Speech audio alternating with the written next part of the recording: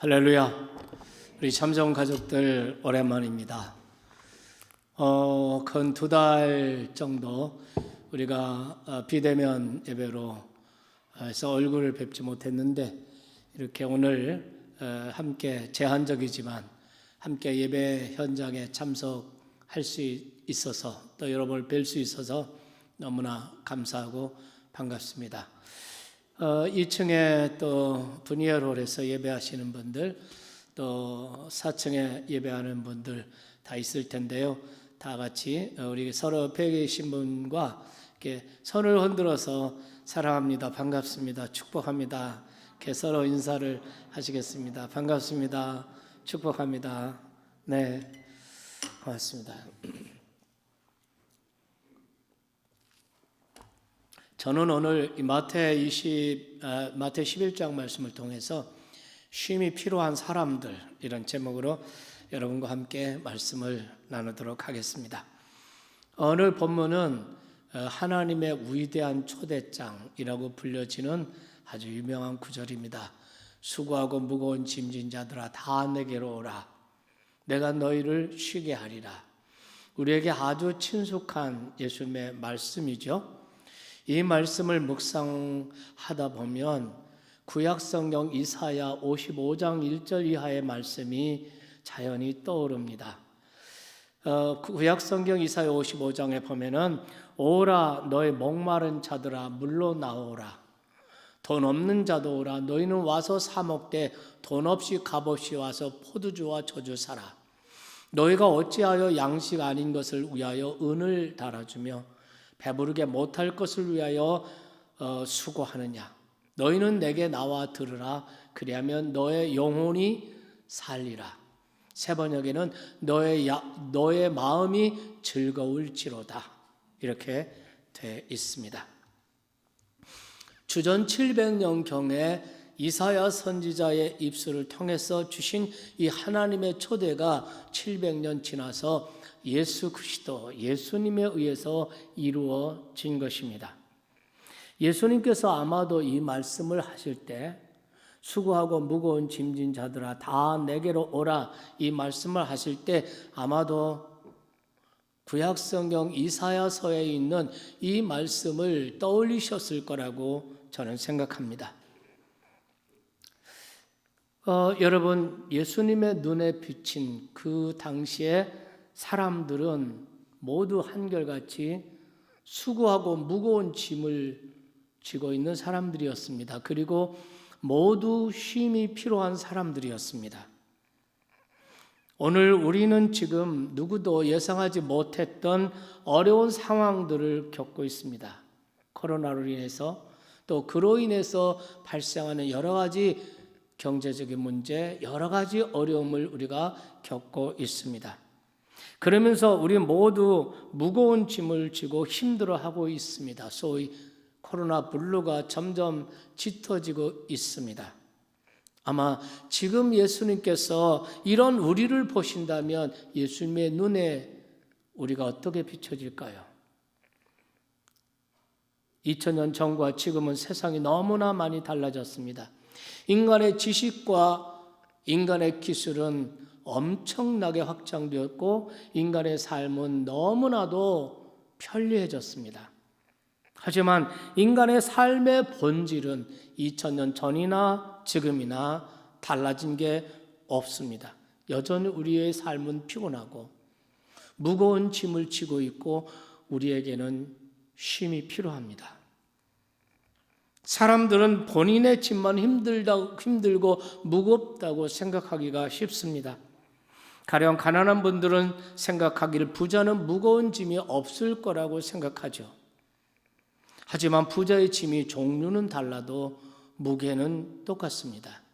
그래서 성경은 가난한 자든 부자든 남자든 여자든 노인이든 젊은이든 모두 다 수고하고 무거운 짐진 자들, 쉼이 필요한 사람들이라고 성경은 진단하고 있는 것입니다.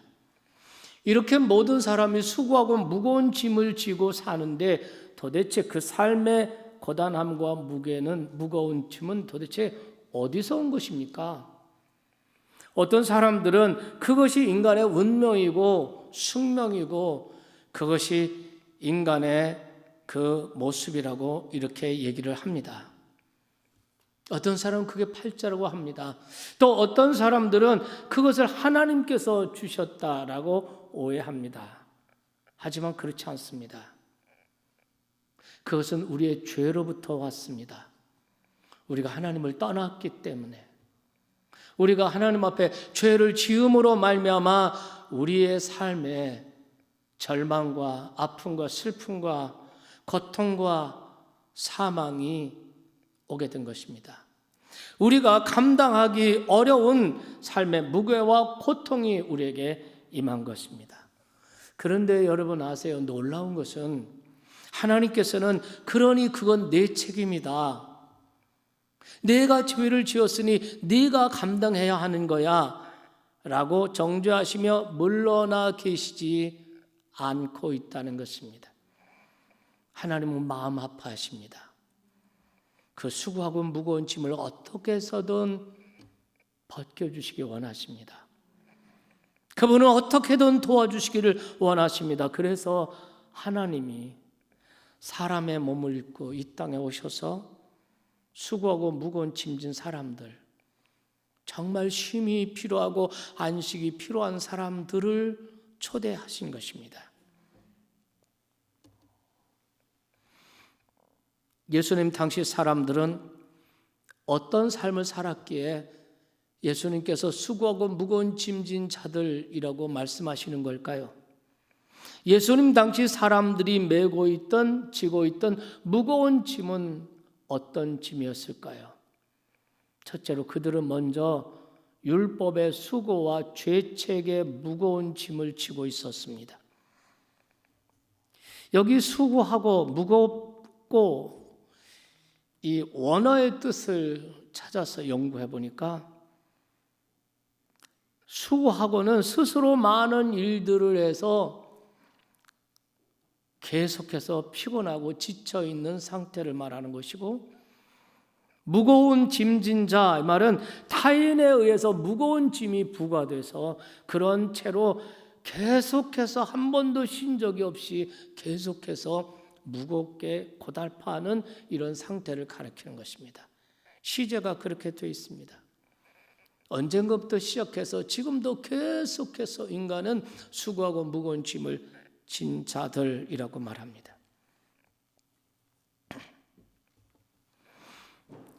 그것은 바로 어떤 짐입니까? 예수님 당시의 사람들은 무엇보다도 율법의 무거운 짐을 지고 있었습니다. 우리가 마태복음 23장 11절 말씀에 보면은 당시 서기관과 바리새인들, 종교 지도자들은 모세의 자리에 앉아서 사람들의 어깨에 모세의 율법과 그리고 수많은 유전들을 그들의 어깨에 부과하고 있었습니다. 물론 자기들은 선 하나 까딱하지 않고, 예수님께서는 마태 23장에 보면 이런 사람들을 신랄하게 비난하신 말씀을 우리가 읽을 수가 있습니다. 가령 여러분, 성경은 우리에게 너희가 안식일을 기억하여 거룩하게 지키라 이렇게 되어 있습니다. 그런데 유대인들은, 이 종교 지도자들은 여기에 29가지의 또 다른 세칙을 만들었습니다. 소위 유대인의 안식일 금지법입니다. 39가지. 가령 씨 뿌리거나 밭 갈지 말 것, 곡식을 볶거나 거두지 말 것, 곡식을 타작하거나 까불지 말 것, 채질하지 말 것, 곡식을 빻거나 찢지 말 것, 반죽하거나 굽지 말 것, 덜 깎지 말 것, 빨래하지 말 것, 때리지 말 것, 염색하지 말 것, 매듭 짓거나 풀지 말 것, 바늘로 2번 깁지 말 것, 짐승을 잡거나 죽이지 말 것, 두 글자를 쓰거나 지우지 말 것, 집 짓거나 헐지 말 것, 불을 끄거나 켜지 말 것, 한 집에서 다른 집으로 물건을 옮기지 말 것, 빗질하지 말 것. 이게 39가지의 금지법이 있고 그 한 가지 한 가지마다 또 세칙들이 있습니다. 이런 세칙을 만들어서 계속해서 사람들에게 부과하고 그것을 준수하기를 촉구하고, 그렇지 않으면 정죄하고, 그러니 여러분, 예수님 당시 사람들은 정말 이런 그 무거운 짐, 율법의 그 무거운 짐, 염려와 고통의 짐뿐만 아니라 이런 율법의 무거운 짐, 그리고 그것을 범했을 때 죄책의 무거운 짐을 지고 있었습니다.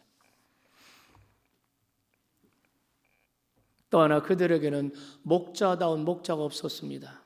정치 지도자도 있고 왕도 있고 서기관과 바리새인과 같은 율법 학자도 있고 이런 가르치는 랍비도 있었지만 그들에게 목자는 없었습니다. 백성들을 배려하고 보살피고 백성들의 필요를 채워주고 백성들을 안내하고 인도하는 지도자는 없었습니다. 그래서 사람들은 고생하며 기진하였다. 우리가 성경에서 이런 말씀을 읽을 수 있습니다. 무리를 보시고 불쌍히 여기시니 이는 그들이 목자 없는 양과 같이 고생하며 기진함이라. 고생하며 기진함이라. 이 말이 영어 성경에서는 혼란하고 무력하였다, 이렇게 번역을 하고 있습니다. 여러분, 목자 없는 양들이 어떻게 스스로 길을 갈 수 있겠습니까? 당연히 유리방황할 수밖에 없죠. 목자 없는 양들이 무슨 스스로 일을 할 수 있겠습니까? 혼란하고 무기력하고 기진할 수밖에 없었죠. 예수님은 바로 그런 사람들을 초대하시고 계신 것입니다. 혹시 여러분 이런 생각을 해보셨습니까? 인류 역사 속에 위대한 성현들이 많이 있었습니다. 위대한 스승들, 위대한 성현들, 이 땅에 종교를 창시한 사람들 많이 있었지만 예수님처럼 수고하고 무거운 짐진 사람들을 내게로 오라고 내가 쉼을 주겠다고 말한 사람은 아무도 없습니다. 왜냐하면 그들도 무거운 짐을 지고 있기 때문에, 그들에게도 쉼이 필요한 사람들이었기 때문에 그렇습니다. 여기 쉬게 하리라 아나파워라고 하는 이 히라버 단어는요, 쉬다, 평온하다, 앉다, 위로하다, 안심하다, 중지하다, 이런 뜻으로 사용되었습니다. 누가 율법의 수고와 죄책의 무거운 짐을 우리 어깨에서 내려주고 우리에게 이런 참된 쉼을 누가 줄 수가 있겠습니까? 우리가 어디서 무엇을 해서 이런 참된 쉼을 얻을 수 있겠습니까? 아무 일도 하지 않고 누워있다고 해서 쉼이 되는 것은 아닙니다. 여행을 하고 긴 휴가를 지난다고 해서 그것이 쉼이 거기서 오는 것도 아닙니다. 출세하고 성공한다고 해서 쉼이 되는 것도 아닙니다. 참된 쉼은 안식의 주인이신 예수님께로 나와야 되는 것입니다. 예수님을 인격적으로 만나야 되는 것입니다. 예수님은 수고하고 무거운 짐진 자들아 다 내게로 오라, 내가 너희를 쉬게 하리라. 도대체 예수님은 무슨 근거로 이런 말씀을 하시고 계십니까?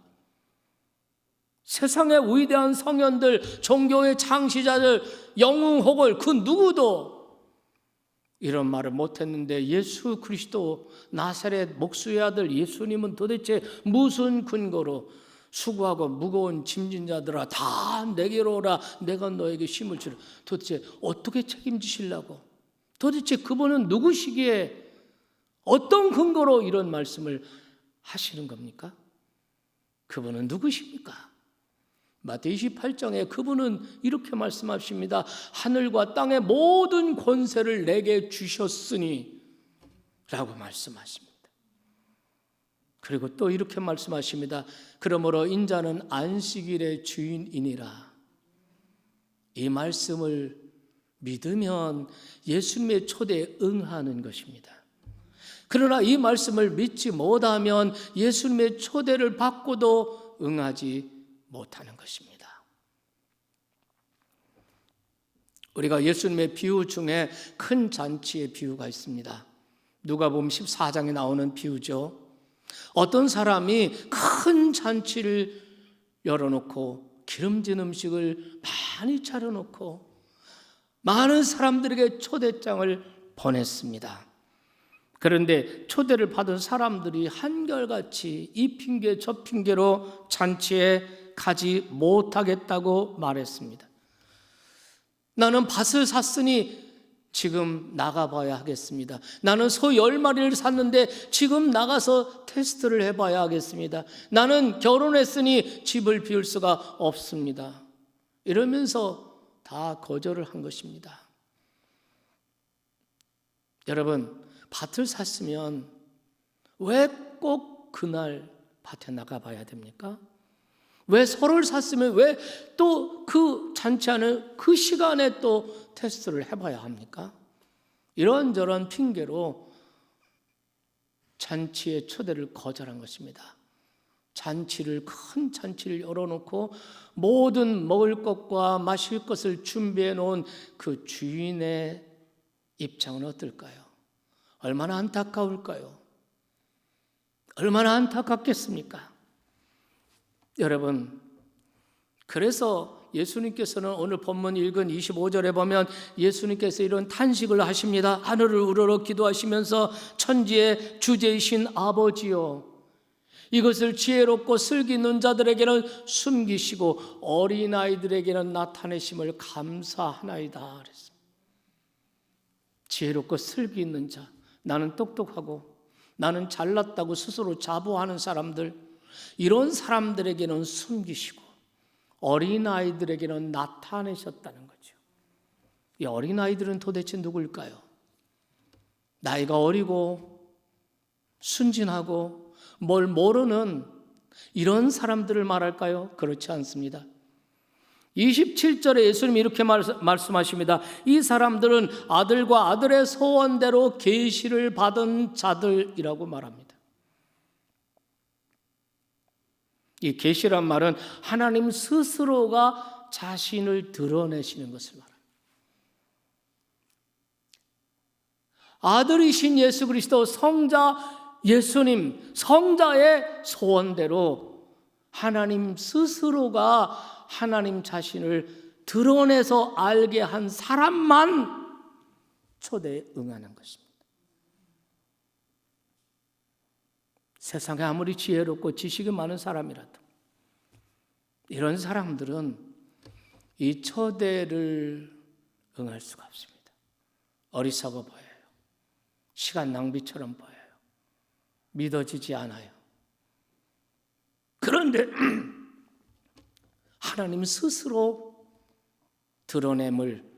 드러내셔서 알게 한 사람, 하나님의 계시를 받은 사람들만 예수님의 초대에 응하게 되어 있습니다. 그렇다면 여러분, 저와 여러분은 예수님의 초대에 응한 사람들이 아닙니까? 그러니 여러분, 저와 여러분이 세상 가운데 얼마나 복된 사람입니까? 근데 저는 오늘 아침에 여러분 초대에 거절한 사람을 가지고 얘기하고자 하는 것이 아닙니다. 문제는 초대에 응했음에도 불구하고 그리스도께서 주시는 참된 쉼을 얻지 못하고 누리지 못하고 경험하지 못하고 있는 이 안타까움에 대해서 말씀을 나누고자 하는 것입니다.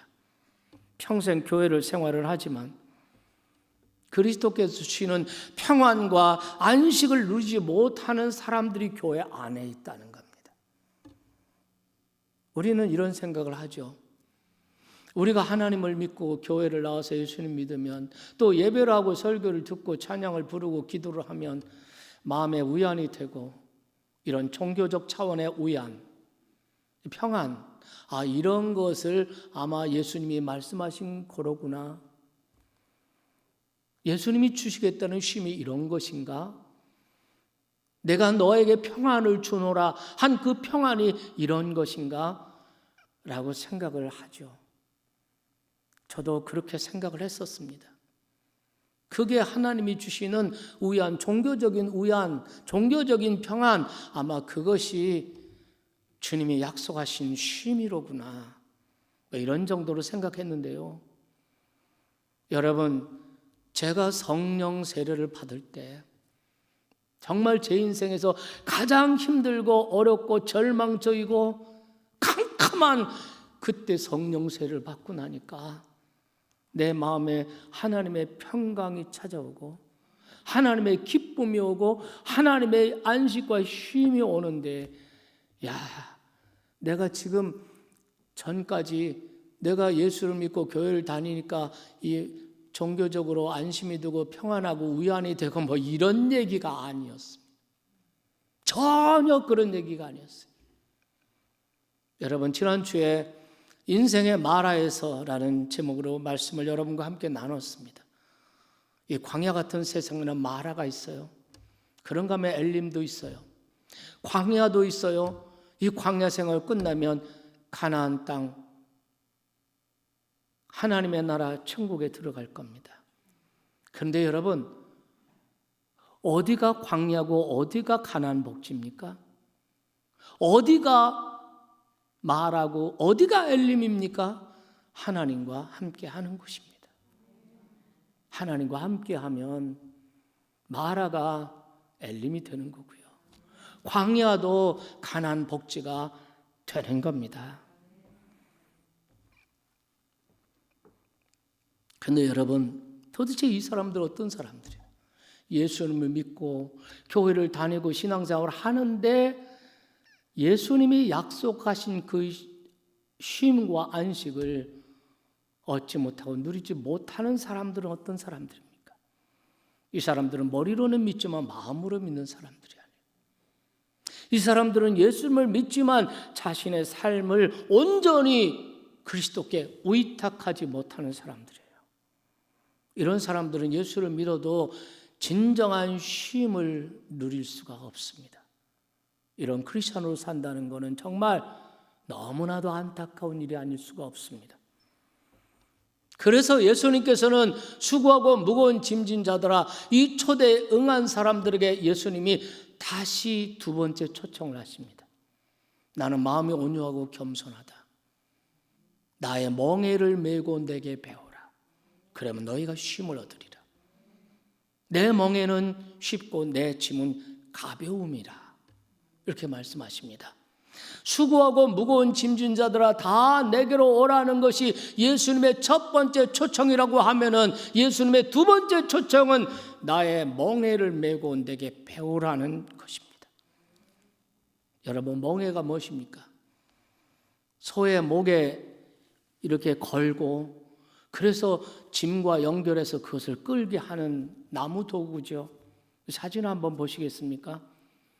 이게 멍에입니다. 나무로 만든 건데 여러분, 이것을 소의 목에 이렇게 걸어 놓는 거죠. 이게 아무렇게나 만드는 것 같고 그렇지만 그렇지 않습니다. 각각의 소의 목의 사이즈, 그 소의 키, 몸무게 다 맞아야 되는 것입니다. 이 멍에는 소가 혼자 매는 멍에입니다.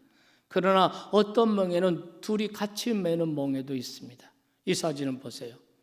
자, 이렇게 이 멍에가 소의 목에 정확하게 몸무게, 높이, 키 정확하게 치수를 재서 잘 맞으면 무거운 짐도 가볍게 쉽게 끌고 갈 수가 있습니다. 소의 모든 힘이 완전하게 전달돼서 끌어올 수가 있습니다. 그런데 이 멍에가 맞지 않으면요, 그러면 목덜미에 피가 나고 상처가 나고 소에게 많은 고통을 주게 되는 것입니다. 그래서 고대 근동지방의 사람들이 멍에를 만들 때는 목공소에 가서 소의 치수를 먼저 재고 그리고 설계를 하고 만듭니다. 그리고 나중에 찾으러 갈 때 소를 데리고 가서 소에게 얹어보고 실험을 해보고 맞으면 오케이 하고 그것을 받는 것입니다. 윌리엄 버클리라고 하는 영국의 유명한 주석가가 있습니다. 그분의 해박한 인문학적 지식은 그분의 주석서나 그분의 책을 읽으면 정말 놀랍습니다. 저의 서재에도 이 윌리엄 버클리의 이 주석이 한 질 있습니다. 옛날에 알바해서 정말 신학생 시절에 알바해가지고 한 권, 두 권 사서 모은 겁니다. 그분이 쓴 마태복음 주석에 이런 얘기가 있어요. 이건 전해오는 전승의 이야기를 그곳에 기록해 놓은 겁니다. 예수님은 목수셨잖아요. 나사렛 마을에서 목공소를 하셨는데 예수님은 다른 어떤 것도 잘 망가진 것을 고쳐놓기도 하고 새로 만들기도 하시고 이렇게 하지만 무엇보다도 이 멍에를 그 지역에서 가장 잘 만드시는 기술자였다는 거예요. 그래서 예수님의 목공소에 간판이 붙어 있는데 그 간판은 내가 만든 멍에는 잘 맞습니다. 물론 한글로 쓴 게 아니라 그 당시 아람어로 예수님의 내가 만든 멍에는 잘 맞습니다. 그래서 그런지 사람들이 예수님의 목공소에 항상 사람들이 많았다는 거예요. 저는 이 말씀 속에 엄청난 교훈이 들어있다고 저는 생각합니다. 예수님은 우리의 삶에 우리에게 가장 잘 맞는 멍에를 만들어 주셨습니다. 여러분, 지금 여러분의 삶이 너무나 버겁다고 느끼십니까? 여러분이 가정에서, 일터에서, 그리고 혹은 교회에서 여러분이 인생에서 주어진 책임과 사명과 임무들이 여러분에게 너무나 무겁다고 느끼시고 그런 생각을 하십니까? 그런 분들은 이런 생각을 한번 해보세요. 여러분의 생명을 설계하시고 창조하신 분이 하나님이십니다. 여러분에게 책임을 맡겨주시고 책임을 지어주시고 사명을 주신 분도 하나님이십니다. 그렇다면 그 하나님께서 여러분에게 가장 잘 맞는 멍에를 만들어 주시지 않았을까요? 이렇게 우리의 관점을, 성경적인 관점을 가지고 내가 하고 있는 일, 맡은 책임들, 사명들을 바라보면 세상이 완전히 달라지고 우리의 삶의 색깔이 완전히 달라지게 되는 것입니다. 윌리엄 바클리의 이 말을 여러분에게 소개를 하겠습니다. 하나님께서 무슨 일을 위해서 우리를 보내시든지 그 일은 우리의 필요와 우리의 능력에 정확하게 맞는 일이다. 하나님께서 우리 각자에게 맡기신 일이 있다. 그 일은 우리에게 잘 맞도록 치수를 잰 것이다. 예수님은 나의 짐은 가볍다라고 말씀하셨다. 이 말은 그리스도께서 지어주시는 짐이 그냥 쉽다는 말이 아니라 그 짐이 사랑으로 우리에게 지어졌기 때문에 사랑으로 그 짐을 지라는 말이다. 사랑은 무거운 짐을 가볍게 만든다. 윌리엄 바클레이의 말입니다.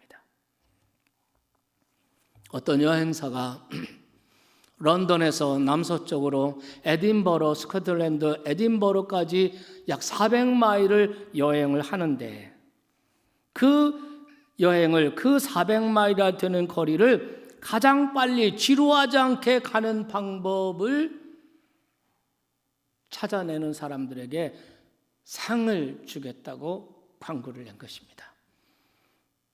많은 사람들이 공모를 했습니다. 공모에 응했습니다. 어떤 사람은 그래도 비행기로 가는 것이 제일 빠르다. 어떤 사람은 아니다. 공항에서 기다리는 시간 더 오래 걸린다.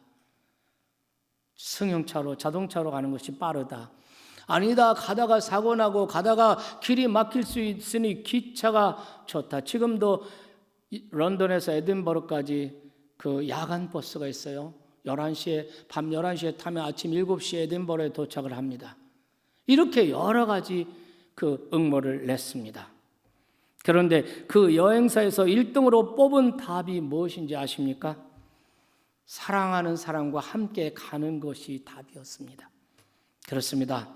먼 길을 가장 빨리 가는 길, 지루하지 않고 즐겁게 목적지에 도달할 수 있는 방법은 사랑하는 사람과 함께 그 길을 가는 것입니다.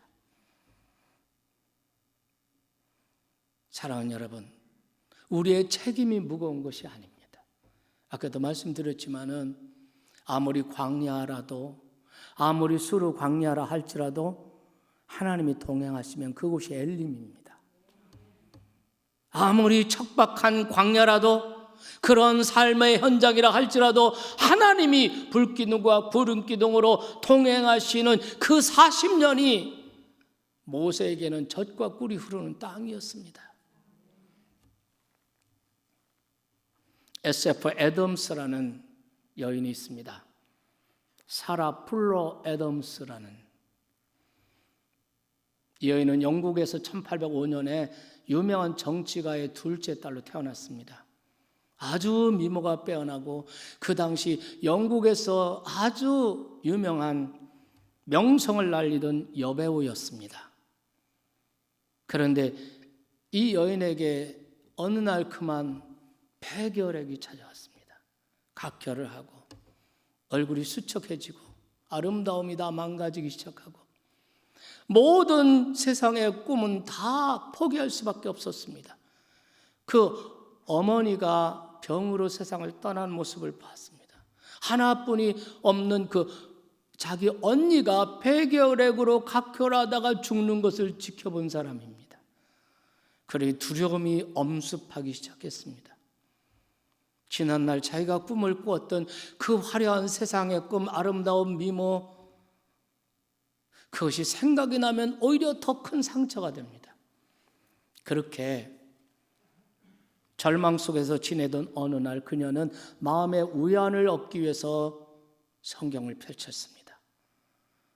창세기의 야곱의 이야기였습니다. 야곱이 허벌판에서 돌베개 베고 잠을 자다가 꿈을 꾼 이야기, 하나님을 만난 이야기, 하나님의 음성을 들은 이야기, 하늘까지 닿는 신비한 사닥다리를 꿈속에서 본 이야기를 읽게 되자 애덤스는 병으로 말미암아 잃어버린 세상적인 꿈보다 정말 그것과는 비교할 수 없는 꿈이 자기 삶에, 자기 인생에 있다는 것을 깨닫게 되었습니다. 피폐해진 그의 영혼이 하나님 안에서 안식을 찾게 됩니다. 그녀는 그 자리에서 일어나서 눈물을 흘리면서 야곱이 기도한 심정을 담아서 찬송시를 썼습니다. 그 찬송이 338장 찬송가, 내 주를 가까이 하게 하면 십자가 짐 같은 고생이라, 이 찬송이었습니다. 사랑하는 여러분, 이제 동일하신 그 하나님께서 예수 그리스도의 음성을 통해서 쉼이 필요한 여러분들을 오늘 아침 부르고 계십니다. 나에게 오라고요. 내가 너에게 쉼을 주겠다고요. 코로나로 인해서 우리의 계획이 뒤죽박죽되고 우리의 꿈이 무너지고 우리의 육신과 우리의 영혼이 지치고 무너지고 피폐해진 이러한 때 우리의 영혼을 소생시키시고 우리에게 새로운 꿈을 꾸게 하시고 우리에게 새로운 용기를 주시는 예수 그리스도, 오늘 아침에 그분에게로 여러분의 눈을 돌리십시오. 그분에게 나오십시오. 그분을 진정으로 믿으십시오. 그분에게 여러분의 인생을 드리십시오. 여러분의 삶을 그분에게 온전히 위탁하십시오. 그리고 그분이 오늘 아침에 말씀과 성령으로 이 자리에 강림하셔서 여러분의 주시는 참된 쉼과 안식을 얻고 누리는 여러분이 되기를 바랍니다.